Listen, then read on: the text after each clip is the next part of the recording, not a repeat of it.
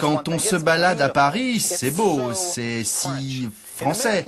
Dans les villes américaines, les pauvres sont partout, ce n'est pas très beau, c'est le bazar. Comment est-ce que vous avez réussi à inciter les pauvres à quitter les centres-villes pour aller vivre en banlieue? Ce que vous appelez les pauvres, je suis désolé de vous le dire, c'est des gens qui gagnent un peu moins d'argent.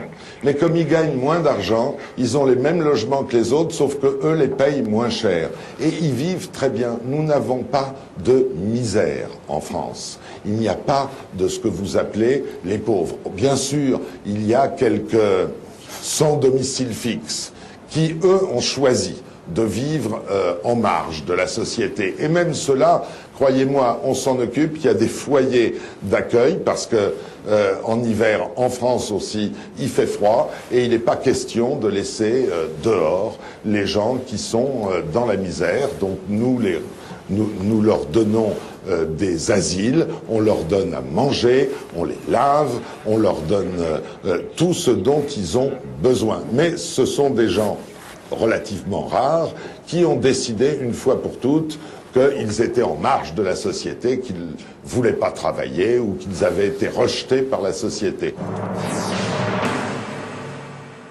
Les 10% de chômeurs, le million de RMistes et les 86 000 sans domicile fixe apprécieront.